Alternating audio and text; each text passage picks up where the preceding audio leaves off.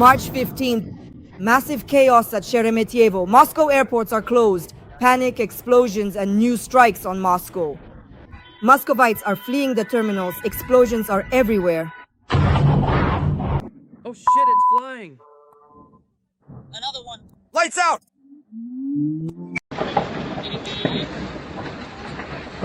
Domodedovo and Zhukovsky. For almost 7 hours, no planes were allowed to depart or land. Muscovites are sleeping on the floor, swearing and crying. Nearly 400 flights have been cancelled or delayed. Thousands of passengers are spending the night right on the floor. Dear passengers, due to the closure of the airspace for security reasons, all flights are delayed indefinitely. In St. Petersburg, there are massive explosions and a large-scale fire. The Pravoberezhny market has been burning for 3 hours now. Gas cylinders are exploding and the fire area is growing. The area is covered in smoke. There are casualties.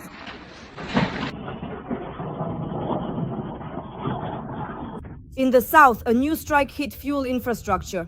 A thermal power plant is burning in Smolensk. There's a blackout in Belgorod. Explosions and power outages. I'm going for cigarettes. Something's blowing up. The power's out. Oh, what just blew up?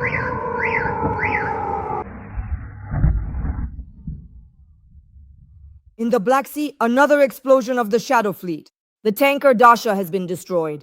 The damage is critical. The vessel is out of service. And for the first time in the war, Ukraine has halted the operation of a Russian oil platform in the Caspian Sea.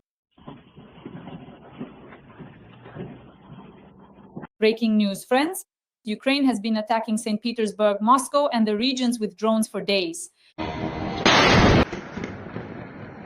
We've spent the whole week in the basement. Every morning, every night, they just wake us up and throw us into the basement. Well, there it is, in red. Oh, damn. My hands are bloody. Look, Ilmensky's on fire. There must be many of them. Everything's like this. Explosions, panic, hundreds of thousands of people stranded, drones. For 4 days, they've been flying toward Moscow, turning life for the Kremlin and Moscow into hell. Look, it's flying.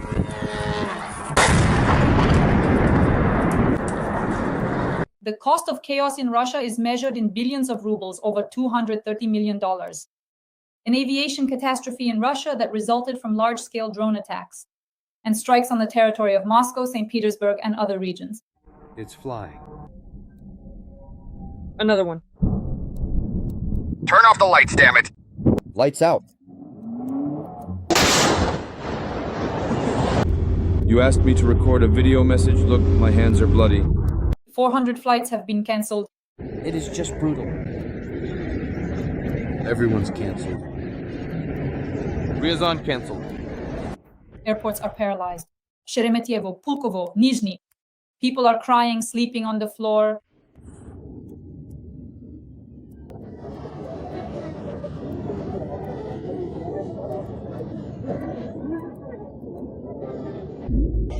Strikes on aviation. The strategic base in Engels, tactical in Borisogledsk, the fleet in Novorossiysk, and also the Pacific Fleet are under attack.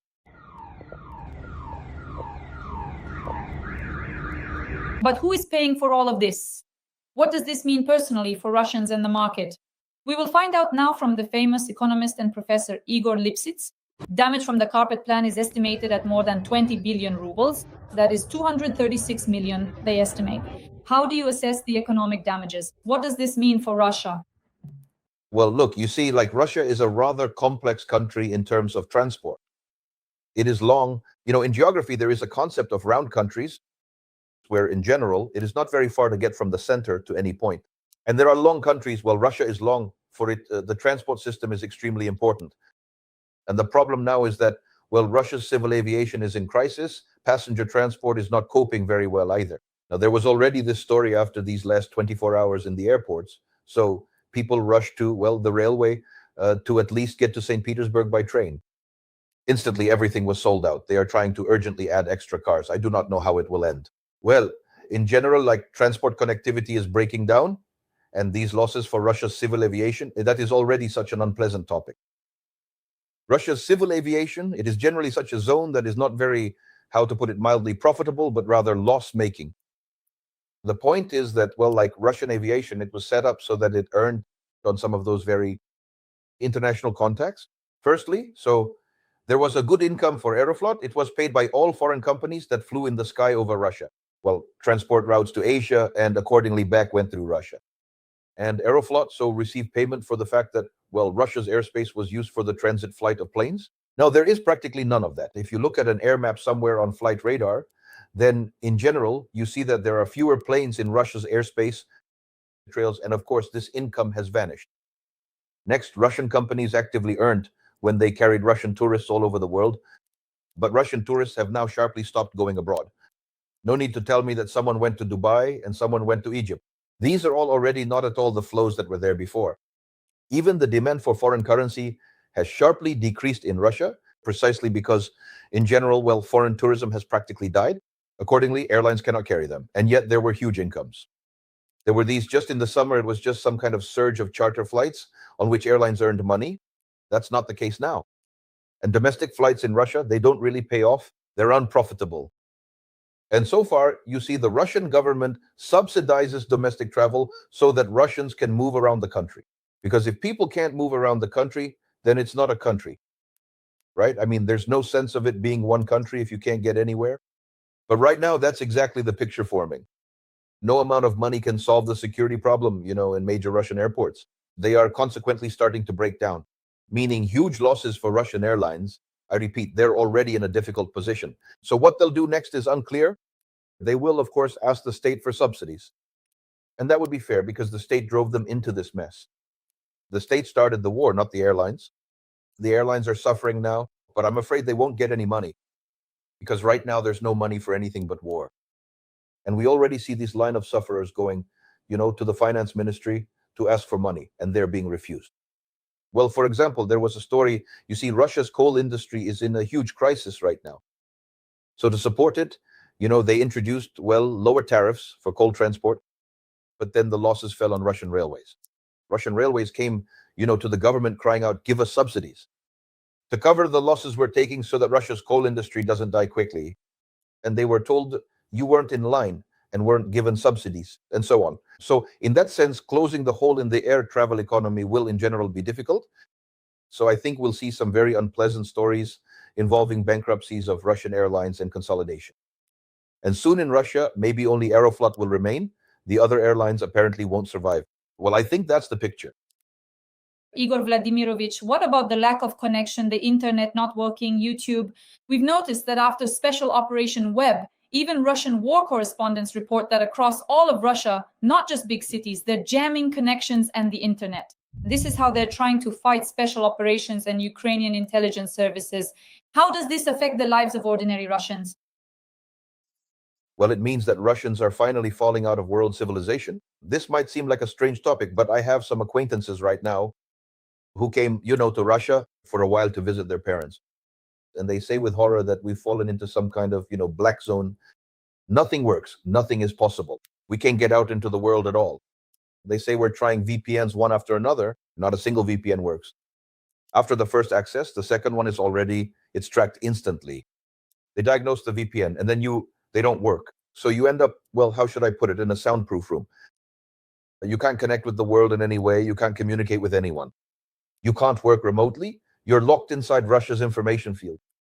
And in general, it's a terrible story, of course, and it has a significant impact. And I noticed this quite actively. My YouTube views have dropped because many Russians are unable to watch. I've now switched, to recording all my streams, making audio files too.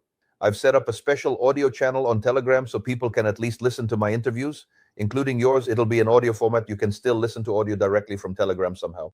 And you can't watch it anymore. So people are being cut off from gaming sites. As you understand, people are being cut off from WhatsApp, from Telegram. People are gradually being cut off from YouTube. And in general, it's such a closed system. I would say that an information concentration camp is forming. Russians were shouting that the war doesn't affect them in any way. It's somewhere there on the outskirts. It's a special military operation. It has nothing to do with us at all. Well, now, the war has reached them quite actively through flight cancellations and the disappearance of the ability to live in the information space. Well, as they say, you reap what you sow. Dear audience, Igor Vladimirovich just asked a question. We're interested in the geography of views where you're watching from. Write in the comments the geography of views, from which city, from which country, how you're watching us via VPN or not. Write a few warm words in support of Ukraine. How's your connection? Because we're working for an audience all over the world, so they know the truth about Russian aggression and Russia's war against Ukraine. So every like, every comment, every subscription means you're on the side of light. Igor Vladimirovich asks for an important topic. These are attacks on airfields from an economic and military standpoint. How much does it actually cost to restore infrastructure after strikes in Engels, Boris-Oglebsk, after strikes on key military strategic airfields, the so-called Operation Web? And how do such strikes on strategic aviation in general affect the military budget and Russia's readiness to fight for years to come? Well, look, the picture is quite curious. So a report came through that Russia is trying to expand a factory for the production of strategic bombers. Well, because as it were, until now, Russian aviation in general has sort of lost this capability. Well, how should I put it? At one time, Russia was a very great, powerful, and famous aviation power. There were quite good designers, there were good combat aircraft. And we remember the situation. I remember since childhood how all these stories were about significant battles in the skies over Korea, in Vietnam, where Soviet pilots, disguised as Vietnamese, fought with American pilots. Back then, it was quite an equal war, quite significant. And then it seemed that Russian aviation would always be a very powerful industry. But then came the collapse. It started somewhere in the 90s. And in general, from this collapse, the Russian aviation industry hasn't recovered. And now it has fallen into some trouble because, as they say, they're flying out, using up the remaining flight life of old aircraft.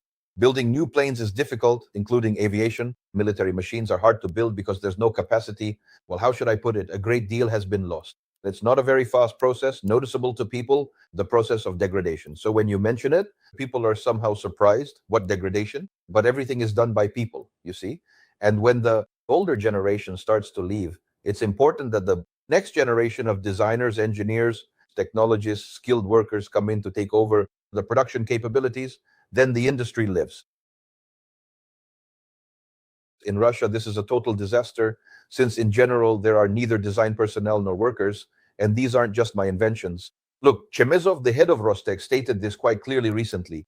He said that basically Russia has a huge shortage of personnel for the military industry, and we don't know what will come of it. So far, all this talk about reproducing and making strategic bombers again and so on, it's all a complex story because the industry must be capable of doing that. But that feeling isn't there. Because we see a simple picture where, say, in civil aviation, nothing is working out. Russia can't launch new planes. It needs new planes urgently, vitally. So there are some projects, the MS-21, they're trying to make a new 2 aircraft. Then some regional planes like the Baikal, nothing is working. That is, so much has been destroyed, so much lost, that it's extremely difficult to restore. And even those combat aircraft Russia had, like the Su, they're basically starting to lose out too. Simply because the electronics are outdated and there's no domestic electronics. So, of course, the losses are practically irreversible because Russia's industrial capabilities simply don't allow for such easy restoration now. They can make the simplest types of weapons like ammunition, some basic. Well, they've learned to make drones, but something very complex apparently won't be so easy to restore. And here, even money won't help anymore. You see, it's not that there's a lack of money to restore the fleet of strategic bombers. You can provide the money, but making them just isn't working out.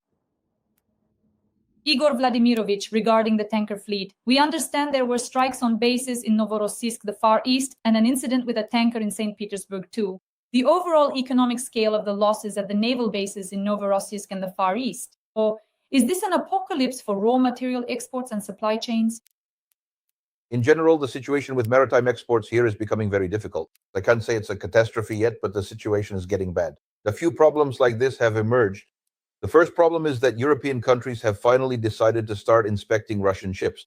Actually, there was talk about this, somewhere around February or March of last year. I wrote about it then too, that there was a certain EU directive, or maybe directive is too strong, but EU recommendations to Denmark to introduce strict control over the passage of tankers with Russian oil through the Danish Straits. Well, basically, the Danes back then were quite puzzled, taken aback, and showed no readiness, saying it was very difficult for them to do. In fact, it's quite possible to hinder the passage of these ships if there's a will. Now, as you can see, this scenario is starting to play out. NATO ships are going to, inspect these vessels carrying Russian oil for compliance with requirements for that kind of navigation in the Baltic, insurance, and so on. If the insurance doesn't comply, the ships will be blacklisted automatically.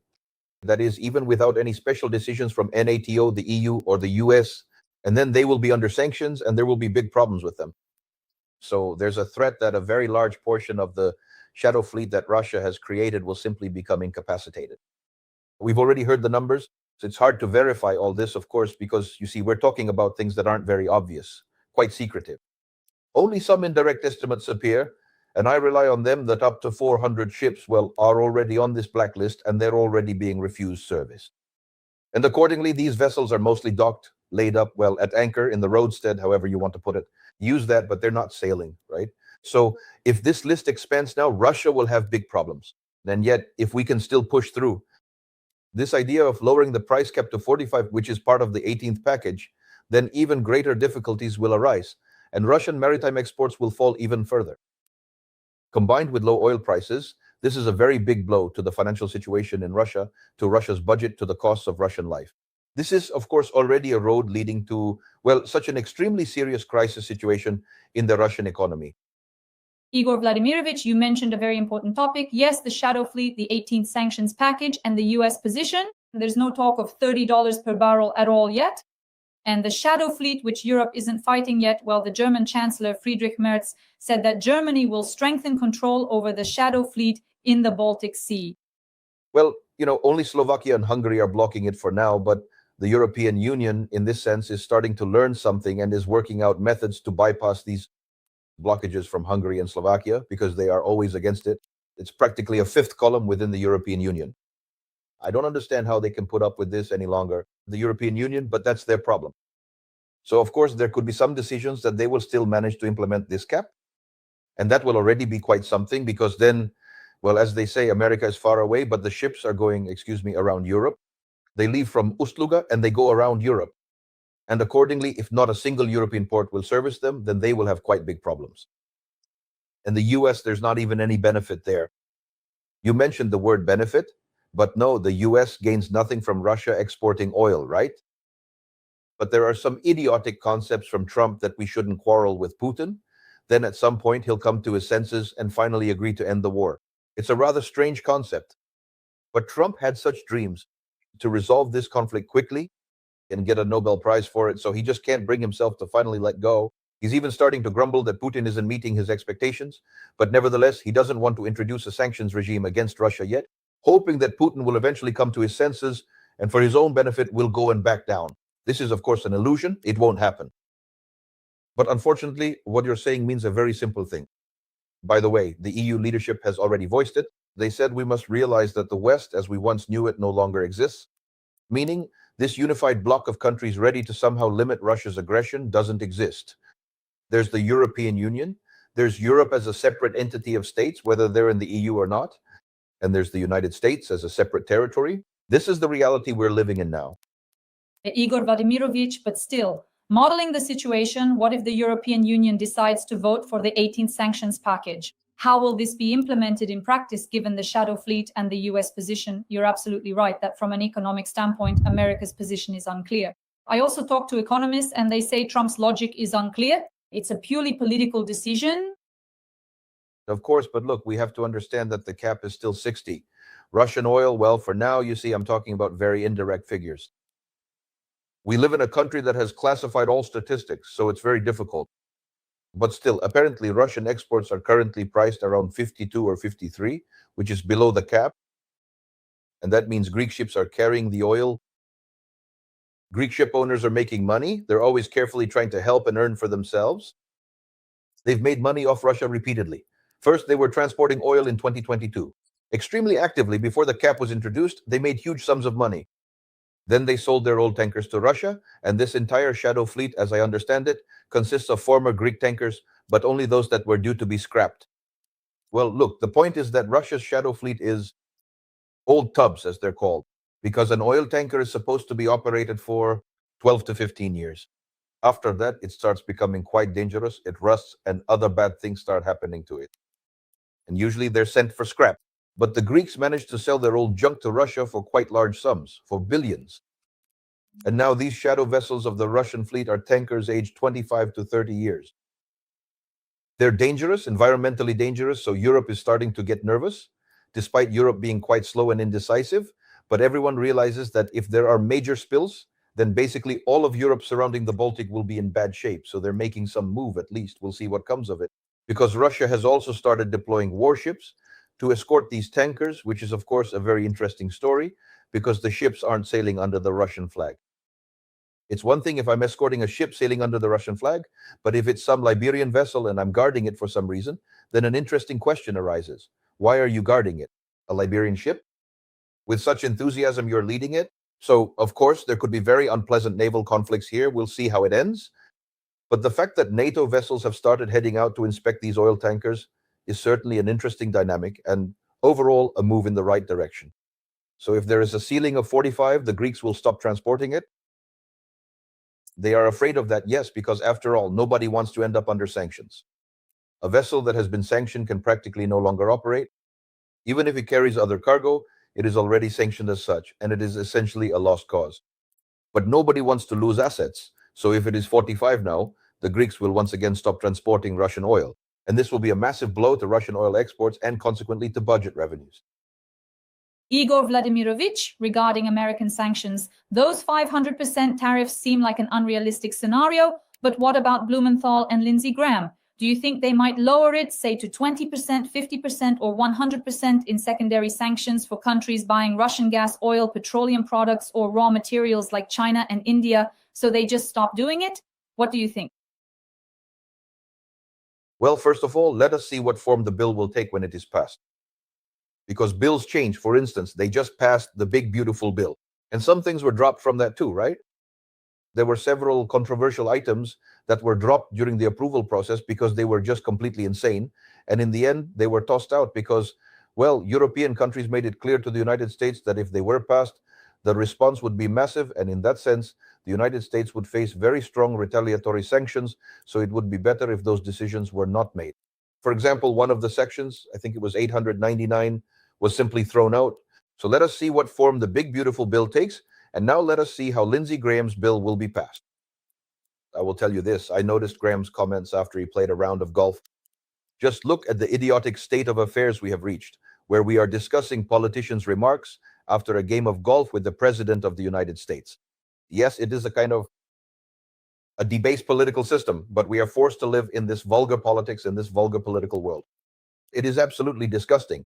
So he said something like, the President and I had a talk. It is a good thing he did not use some street slang for it.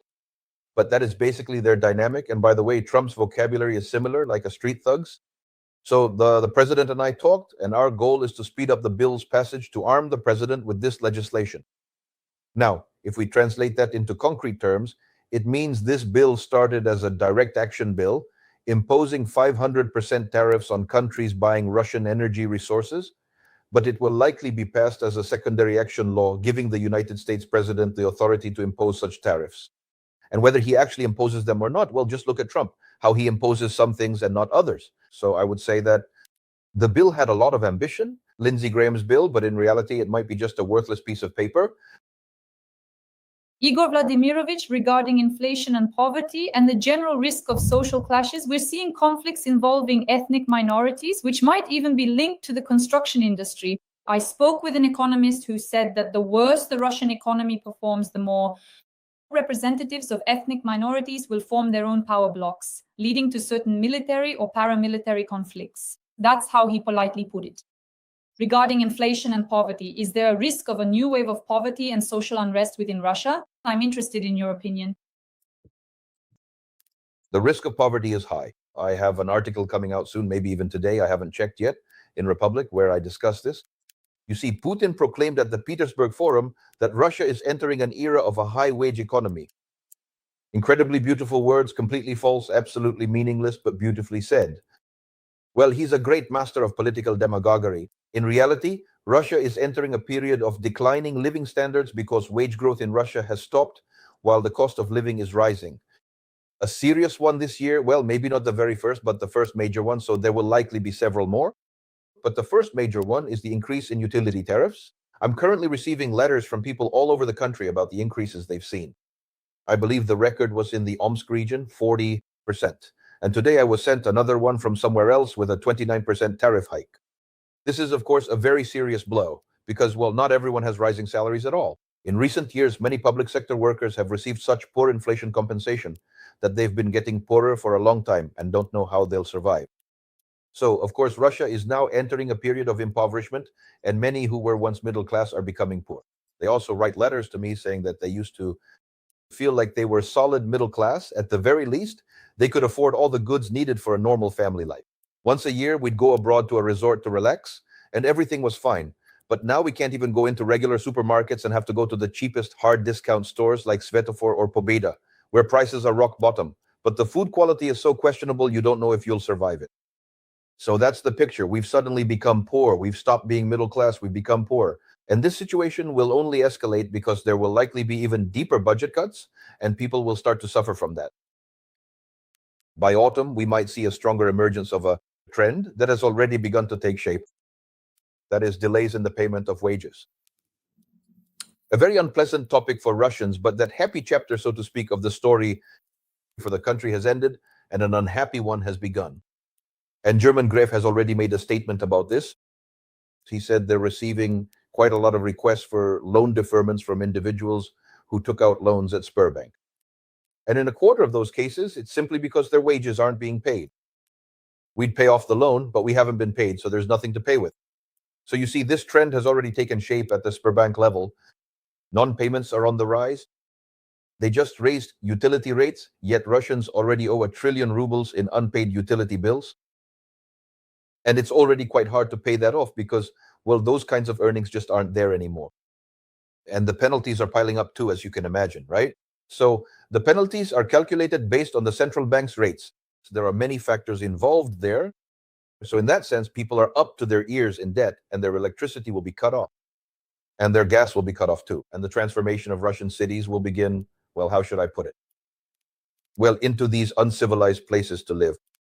This will lead to people trying to find ways to scrape by.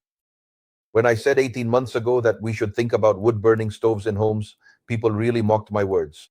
They said, "What is the professor talking about? Stoves in apartment buildings? How do you get firewood to the top floor?" But now, of course, this is going to be very relevant. For now, people have started bringing gas cylinders into their apartments, which is why explosions have started happening. Well, because people don't really know how to handle that gas properly. They've set up these gas stoves, brought in cylinders, and are basically trying to save money or survive, since the gas was likely cut off. Well, all of this ends in explosions. Recently, there were as many as 3 explosions within 24 hours. It was household gas, the cylinders exploded. How did a gas cylinder end up in an apartment building? The building has a gas supply. Where did the cylinder come from? That means they're substituting it. This is the story that will unfold, and Russian cities will turn into, well, how should I put it? Into ghettos for the poor. Now, will these events spark some kind of social unrest? Probably. But it will be very localized. It'll be some kind of outrage against the mayor. At most against governors. It won't escalate into serious social unrest unless it gradually leads to road blockades, and then other events will follow.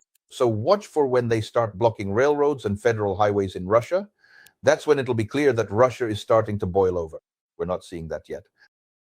Igor Vladimirovich, the final topic I'd like to discuss with you today is that we see, partly due to Trump's policies, Putin has started using drone and missile terror. Our military command says that in the future, it'll be 1,000 drones a day, regularly, several times a week, maybe more. Basically, Putin is ramping up production. And I wanted to ask from an economic and military perspective, how much longer can the war machine carry out this terror against Ukraine and continue to scale it up? Well, scaling up might be difficult, but it can continue because, of course, note that Putin said Russia is already overburdened by military spending and needs to cut it. That's what he stated in Minsk. But I don't think they'll be cutting all military spending to the maximum extent. They'll cut some costs on producing those types of weapons that aren't very effective. Well, say they're unlikely to produce new Russian tanks. As you know, these weapons haven't performed very well. Russian tanks, no armata, as you can see on the battlefield, no one has seen. Despite the claims it's a fearsome tank that would ensure the Russian army's victory and everything would be done instantly. None of that happened. But they do produce drones. They're ramping up production of such simple tech. They get some electronics through China, and this will continue. Until Russia collapses, Russia will produce a lot of weapons, and you'll have to fight against that. In this sense, even very poor territories are capable of producing weapons. Look at Israel and the Palestinians, right? The Palestinians have destroyed their economy, their people live in poverty, yet they produce all sorts of nasty, vile military means and periodically try to launch them. What does Israel do? It creates the Iron Dome, it creates lasers for shooting them down. So I think that Ukraine has only one option: to create increasingly powerful air defense systems and destroy the maximum number of launched weapons. To assume that Russia will suddenly weaken and stop producing this, I wouldn't count on that just yet. Dear audience, please like this video. In the comments, write a few kind words in support of Ukraine. Subscribe to Igor Lipsit's YouTube channel. It's very important. The link will be in the description. Subscribe to my YouTube channel, Dasha Shaslivaya. We work for an audience worldwide so they know the truth about Russian aggression, about Russia's war against Ukraine. Today we discuss the economics of war and the Russian military machine's ability to continue the war with a famous economist, a professor. See you soon. Thank you. All the best. Goodbye.